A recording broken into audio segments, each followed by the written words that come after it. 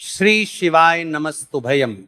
दोस्तों, हम सबको पता है कि 23 जनवरी 2026 यानी शुक्रवार को पड़ रही है बसंत पंचमी का बहुत ही प्यारा सा दिन, क्योंकि इस दिन को सरस्वती पूजा के नाम से भी जानते हैं।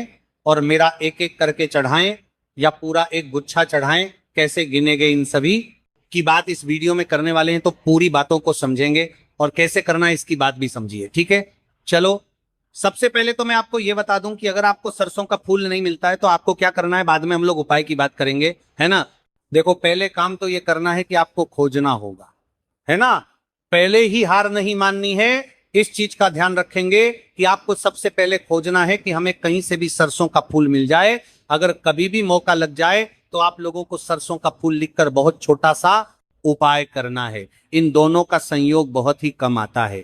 इसी के साथ में गुरुजी ने अपनी शिव पुराण कथा में बताया है कि इस दिन आपको एक सरसों का फूल वाला उपाय तो आपको अवश्य ही करना चाहिए, क्योंकि ऐसा दिन पूरे साल में सिर्फ एक ही बार आता है। और दोस्तों, आप सभी लोग जानते हो कि शुक्रवार का अगर सबसे बड़ा कोई उपाय है तो वह सरसों का फूल वाला उपाय। तो दोस्तों, शुक्रवार बसंत पंचमी के दिन आप लोगों की को इस सरसों का फूल लिखकर बहुत छोटा सा उपाय करना। बहुत सारे लोग होंगे जिन लोगों ने इस उपाय को ना किया हो, मतलब पूरा साल निकल गया, उन्होंने किसी भी दिन इस सरसों का फूल वाला उपाय को ना किया हो। पर दोस्तों, आपके पास एक पहला मौका बचा हुआ है, जो कि 23 जनवरी 2026 शुक्रवार बसंत पंचमी के दिन है। इस दिन आप लोगों को इस वाले उपाय को जरूर कर लेना है। भले ही आपने पूरे भर इस उपाय को ना किया हो, पर अगर आपने इस माघ माह के शुक्रवार बसंत पंचमी के दिन अगर इस वाले उपाय को कर लिया तो आपको इस उपाय को करने का वह फल मिलेगा जिसकी आपने कभी कल्पना भी नहीं करी होगी। इसीलिए आप लोग इस वाले उपाय को एक बार जरूर कर लेना है, ताकि आप लोगों के हाथ से यह मौका ना जा सके और आपको इस उपाय को करने का फल मिल सके। दोस्तों, यह उपाय पंडित जी ने अपनी अभी की ही श्री शिव महापुराण की कथा में बताया है जी। इस उपाय को आज हम आपको बहुत अच्छे से समझाने वाले हैं। इस वीडियो को देखने के बाद इस उपाय को समझाने के लिए आपको कोई और वीडियो को देखने की जरूरत नहीं पड़ेगी। तो चलिए दोस्तों, उपाय को शुरू करते हैं। देखिए, इस माघ माह के शुक्रवार बसंत पंचमी के दिन ये इतना खास होता है, इतना महत्वपूर्ण होता है। देखा गया है कभी कभी बड़े बड़े पूजा पाठ अनुष्ठान से जो मनोकामना पूर्ण नहीं होते, वहां माघ माह के शुक्रवार बसंत पंचमी के दिन एक छोटे से उपाय करने से ही आपकी मनोकामना पूर्ण हो जाती है। और बहुत सारे लोगों ने इस उपाय को किया भी है और उनको इस उपाय को करने का फल भी जरूर मिला है। अगर आप लोग भी इस उपाय को करना चाहते हैं तो आप इस उपाय को पहले अच्छे से समझ लेना, सुन लेना, उसके बाद करना। आपको इस उपाय का फल जरूर मिलेगा। और इस उपाय को कर लेने से आपके घर में चाहे किसी भी प्रकार की दुख और समस्या क्यों ना चल रही हो, आपको उसका कारण भी नहीं पता है कि भाई ये समस्या किस कारण से चल रही है, उसका कुछ भी कारण हो सकता है। जैसे पितृदोष हो सकता है या किसी भी तरह का मंगल दोष भी हो सकता है। तो इस दिन आप लोगों को ये वाला उपाय कर लेना है। ये एक ऐसा उपाय है जिस उपाय को अगर किसी विशेष दिन पर किया जाए तो भाई उस विशेष दिन का जो है वह तो हमें मिलता ही मिलता है, पर हमने उस दिन पर इस उपाय को किया है तो हमें उससे भी बड़ा फल मिलता है, और फल बहुत जल्दी मिलता है, क्योंकि आप इस उपाय को बहुत ही बड़े और विशेष दिन पर कर रहे हैं। तो चलिए, अब उपाय के बारे में बात कर रहे हैं, आज करते हैं। लेकिन उससे पहले आप लोगों की बात करना, यह जानना आवश्यक है कि आखिर ये उपाय किस समय करना है, किसको करना है और कैसे करना है। तो चलिए, हम आगे आपको वीडियो में एक एक करके बता देते हैं।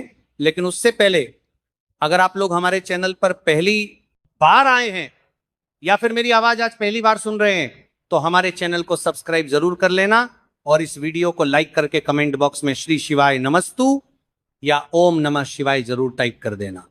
तो दोस्तों, इस सरसों का फूल वाला उपाय को हमें इस शुक्रवार बसंत पंचमी के दिन कैसे करना है, किसको करना है, किस समय करना है और कहां पर करना है, ये सारे सवालों के जवाब आपको इस वीडियो में मिल जाएंगे। और जो ये वीडियो देखेगा भाई, उसको सरसों का फूल वाला उपाय जरूर करना चाहिए, क्योंकि इस दिन पीपल के पत्ते का भी बहुत ही बड़ा और विशेष महत्व होता है। आजा सरसों का फूल वाला उपाय की तो ये सोने पर सुहागा वाली बात हो जाती है, और ये एक बहुत ही बड़ा उपाय हो जाता है शुक्रवार का। तो अब दोस्तों, इस सरसों का फूल वाला उपाय को आखिर करना किसको है, सबसे पहले हम लोग वो बात जान लेते हैं तो देखो, घर की जो बड़ी माताएं बहनें होती हैं, उन माताओं बहनों में से कोई भी एक बड़ी माता बहन इस वाले उपाय को कर सकती है। और दोस्तों, अगर आप चाहे तो अपने घर में से सभी सदस्यों को भी इस उपाय को करवा सकते हैं। अगर किसी व्यक्ति की खुद की कोई मनोकामना है, खुद की कोई दुख और परेशानी है जो कि वो अपने लिए ही करना चाहता है, इस वाले उपाय को तो वो खुद अपने लिए भी कर सकता है। बाकी अगर कोई घर में से ऐसा है जो कि अपने पूरे घर परिवार की सुख और शांति के लिए ये वाला उपाय करना चाहता है, तो भाई वो भी कर सकता है, उसमें भी कोई दिक्कत वाली बात नहीं है। कहने का मतलब यह है कि इस उपाय को हर एक सदस्य भी कर सकता है और पूरे घर परिवार के सदस्य के लिए घर की बड़ी माताओं बहनों में से कोई एक माता बहन भी कर सकती है। माताएं बहनें अगर घर में उपस्थित ना हो या ये वाला उपाय ना कर पा रही हो, तो फिर घर का कोई बड़ा सदस्य भी इस सरसों का फूल वाला उपाय को कर सकता है। चाहे फिर वह घर माता करने के लिए दोष राग कर पा रही हो और बड़ी माता करने के पा रही है, ये सरसों का फूल वाला उपाय को कर सकता है। ये सरसों का फूल वाला उपाय को कर सकता है, पुरुष ही क्यों ना हो, उसमें कोई भी दिक्कत वाली बात नहीं है। उसके बाद में दोस्तों, जो अगला प्रश्न निकल कर आता है वही आता है इस उपाय को लेकर के, आखिर इस उपाय को हमें किस समय करना है? सुबह के समय करना है कि शाम के समय करना है? तो देखो, इस वाले उपाय को आप लोग सुबह के समय भी कर सकते हो और शाम के समय प्रदोष काल में भी कर सकते हो। अब अगर आप पूछो कि भाई साहब सबसे उत्तम समय कौन रहेगा इस सरसों का फूल वाला उपाय को करने का, तो हम आपसे बस यही कहेंगे कि इस उपाय को आप सुबह के समय करेंगे तो ज्यादा बेहतर होगा। बाकी अगर प्रदोष काल शाम के समय भी करेंगे तो भी अच्छा होगा, उसमें कोई भी दिक्कत वाली बात नहीं है। तो अब दोस्तों, जो अगली सबसे बड़ी और महत्वपूर्ण बात आती है वो यह आती है कि सुबह अगर हम उपाय को करेंगे तो हमें कितने बजे से लेकर कितने बजे तक के बीच में करना है, और शाम के समय प्रदोष काल में करेंगे तो हमें कितने बजे से लेकर कितने बजे के बीच में करना है। तो देखो, सुबह जितनी जल्दी हो सके आप उपाय को करने की कोशिश करना। बाकी अगर किसी कारणवश लेट भी हो जाओ, थोड़ी देर भी हो आए, तो 10 या 11:00 बजे तक भी आप उपाय कर लेना पर 12:00 बजे से ज्यादा देरी ना हो। ठीक है, इस बात का ध्यान रखना। उसके बाद में दोस्तों, अगर शाम के समय प्रदोष काल की बात करें, प्रदोष काल का जो समय है होता है वो शाम के 6:00 बजे से शुरू हो जाता है। मतलब शाम के 6:00 बजे से लेकर 7:00 बजे के बीच का जो समय होता है, यह समय प्रदोष काल का समय होता है। तो आप इस उपाय को 7 या 8:00 बजे के बीच में भी कर सकते हैं। बहुत साथ हो, मतलब शाम के 6:00 बजे से रात 8:00 बजे के बीच में आप कभी भी इस वाले उपाय को कर सकते हो, उसमें कोई भी दिक्कत वाली बात नहीं है। हमें किसी भी दिन आपको सरसों का फूल लिखकर बहुत छोटा सा उपाय करना है। ऐसा समझ लीजिए, जितने भी आपके शत्रु की जबान के पत्ते पर वरियोर हैं, जो भी आपके विरोधी हैं, दुश्मन है जो आपको हर तरफ से परेशान कर रहे हैं, अब उन शत्रुओं की अकड़ निकलेगी। शत्रु का किया कराया भी तुरंत हट जाएगा जब शुक्रवार में आप इस छोटे से उपाय को करेंगे। तो देखिए, आज की वीडियो विशेषकर उन लोगों के लिए ही है जो अपने जीवन में शत्रुओं से और दुश्मन से बहुत ज्यादा परेशान हो चुके हैं। देखिए, जगत जननी मां जगदम्बा का हम शुक्रवार में पूजन करते हैं और उनसे जुड़े हुए उपाय करते हैं। साथ ही साथ आपको बता दें कि शुक्रवार में संकट मोचन हनुमान जी का पूजन करने से और उनसे जुड़े हुए कुछ उपाय करने से जीवन के बड़े से बड़े कष्ट भी क्षण भर में दूर हो जाते हैं।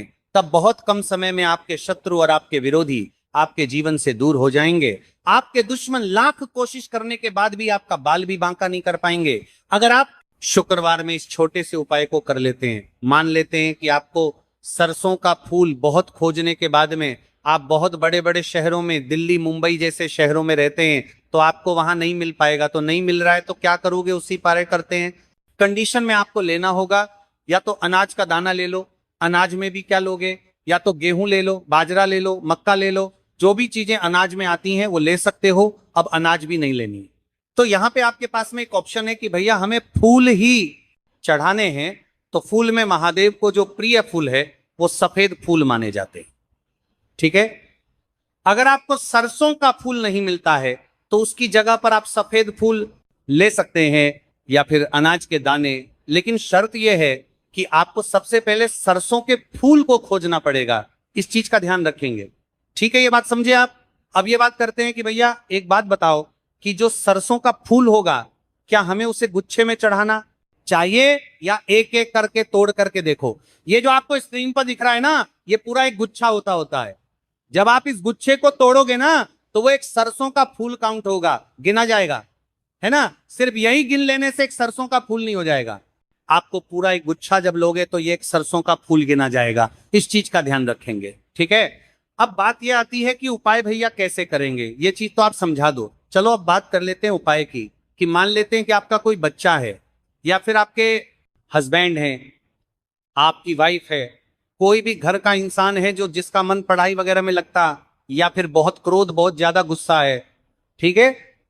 उस कंडीशन में जिस इंसान का पढ़ाई में मन नहीं लगता या फिर जिसे क्रोध बहुत आता है, गलत संगति में है, उसके हाथों से 31 सरसों के फूल, अगर सरसों के फूल नहीं मिलते हैं तो 31 सफेद फूल, अगर सफेद फूल भी नहीं मिलता है तो 31 अनाज के दाने को लेंगे और लेकर के पहुंच जाएंगे कहां पे? महादेव के शिवलिंग के पास में। सबसे प्यारी बात पता है इन सभी उपायों को क्या है कि कोई भी उपाय आप अपने घर पे कर सकते हैं, ठीक है। फेस रखना होगा उत्तर दिशा यानी कि नॉर्थ डायरेक्शन। सबसे पहला काम, एक लोटा जल महादेव के शिवलिंग के ऊपर श्री शिवाय नमस्तुभ्यम का ध्यान करके समर्पित करेंगे। अब आपके पास में चाहे तो 31 सफेद फूल हो, 31 सरसों के फूल हो, या फिर 31 अनाज के दाने हो, इनमें से कुछ भी है, उनको आपको एक एक करके चढ़ाना है। 108 लिया हो या फिर 31 लिया हो, 51 लिया हो, ऐसे ही नहीं, पूरा एक साथ समर्पित करेंगे। नहीं, आपको एक एक करके उन गुच्छ को महादेव के शिवलिंग के ऊपर अवधुतेरे के नाम से पंचमी तिथि पे बसंत पंचमी के दिन आप इस उपाय को करके देख लीजिए। आपके घर का जो इंसान पढ़ाई नहीं करता है अपने आप पढ़ने बैठेगा, और अगर उसको कोई गुस्सा है, क्रोध है, तो उसका गुस्सा भी धीरे धीरे करके शांत जरूर होगा, ठीक है। तो यहाँ पे हम लोगों ने अपने बच्चों के लिए या फिर क्रोध के लिए पहले उपाय की बात की जो कि 31 फूल से करने थे। अब यहीं पे हम लोग वसंत पंचमी पे करने वाले अपने दूसरे उपाय की बात कर लेते हैं। और ये जो दूसरा उपाय है ये भी आपको करना है सरसों के फूल से। सरसों का फूल नहीं मिलता अनाज के दाने से, अनाज का दाना भी नहीं मिलता, तो आपको सफेद फूल से। अब कहोगे भैया इतने हम करेंगे तो उपाय के फायदे क्या होंगे? इस उपाय का फायदा है कि अगर आपका कोई भी काम अटका हुआ है, अटका हुआ मतलब कि जैसे आप कभी किसी काम के लिए जा रहे हो, वो आपका काम नहीं हो रहा, बहुत व्रत कर रहे हो, बहुत उपाय कर रहे हो, इच्छा नहीं पूरी हो रही है, घर में हमेशा लोग बीमार पड़े रहते हैं, तो आपको क्या करना है? लेना होगा 108 सरसों का फूल पहले खोज लेना। किसी को पैसे देने पड़ जाए 2050 दे देना, लेकिन कहीं से भी 108 सरसों के फूल पहले खोजना, खूब नहीं मिलेगा तब जाकर के 108 अनाज के दाने और या फिर 108 सफेद पुष्प, ठीक है, ये लेंगे। और साथ ही साथ आपको क्या करना होगा? एक तांबे के लोटे में जल भरना है।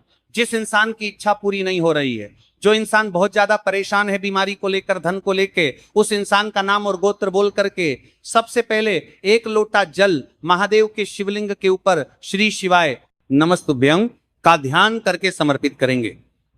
जल को चढ़ाने के बाद में जो भी आपके पास में 108 है सरसों का फूल, सफेद फूल, अनाज के दाने, उसे भी एक एक करके महादेव के शिवलिंग के ऊपर अवधूत शवर, महादेव फिर से बोल रहा हूं, अवधूत शवर महादेव के नाम से समर्पित कर देना। यकीन मानिए, करके देख लीजिएगा, इस उपाय को आपके घर की जो भी प्रॉब्लम्स होगी वो सॉल्व होगी। अब यहाँ पे एक थोड़ी सी बात आपको समझने वाली है। अगर मान लेते हैं जिस भी महादेव के मंदिर में आप गए हो वहां पे भीड़ भाड़ बहुत ज्यादा रहती है, तो वहां पे एक एक करके समर्पित मत करना। फिर वहां पे पूरा का पूरा 108 फूल एक साथ उठाना और पूरा का पूरा एक साथ अवधू देश्वर महादेव के नाम से समर्पित करना। क्यों? क्योंकि हमारी वजह से किसी तीसरे इंसान को पूजा पाठ में दिक्कत होगी तो उससे हमें पाप मिलेगा। ये उपाय करने से तो हमें उपाय की प्राप्ति होगी, लेकिन अगर हमने अपने उपाय की वजह से किसी और को कष्ट दे दिया तो हमें फिर पाप भी लगेगा। इसीलिए भीड़ भाड़ वाली जगह पे एक एक करके समर्पित नहीं करना है, एक साथ समर्पित करना, समझिए। चलो, तो यहां पे हम लोगों ने 2 उपाय की बात कर ली है जो कि आपको बसंत पंचमी पे करनी चाहिए। आगे बढ़ते हैं। इस वीडियो में हम लोग अपने तीसरे उपाय की तरफ, और ये तीसरा उपाय होगी आपके घर की नेगेटिव एनर्जी यानी नकारात्मक ऊर्जाओं को खत्म करने के, जिससे आपका पूरा परिवार हमेशा खुश रहे। समझेंगे कि हमें कौन कौन सी चीजों को लेना है और उपाय कैसे करना है। जैसे स्क्रीन पर देखो, यहाँ पे मैं आपको कई पेन दिखाऊंगा। जैसे यहाँ पे एक पेन ये दिख रहा होगा, एक पेन ये दिख रहा है, एक पेन ये दिख रहा है। ये दिखाने का मेरा पर्पस क्या है, मकसद क्या है कि हमें लेनी होगी किसी भी 5 वृक्ष की 5 पत्तियां, ठीक है। यानी कि एक वृक्ष से एक पत्ती ले लो, दूसरे वृक्ष से एक पत्ती ले लो, तीसरे से एक ले लो, चौथे से एक ले लो, पांचवें से एक ले लो। यानी 5 वृक्ष की को कोई भी 5 पत्तियां लेंगे, एक तांबे का लोटा लेना जिसमें जल भर लेंगे और लेकर के पहुंच जाएंगे महादेव के शिवलिंग के पास में। आप चाहे तो अपने घर पर करें, चाहे तो मंदिर में करें। सुबह, दोपहर, शाम, रात, इनमें से कोई भी उपाय आप कभी भी किसी भी वक्त कर सकते हैं, ठीक है। फिर क्या करना है, वहां पे पहुंचेंगे, मैंने आपको बता रखा है महादेव का पूरा परिवार शिवलिंग के ऊपर ही विराजमान है, बताया है। तो आपको पता होगा ये जो स्थान होता है ये है माता का हस्त कमल, जिसको हम लोग कटी भाग बोलते हैं, ठीक है। इस स्थान पे आपको एक एक पत्ते को समर्पित करना होगा। कल्याण शेट्टी घर लेकर जाएंगे और इस जल को अपने सभी कमरों में आप छींट देना।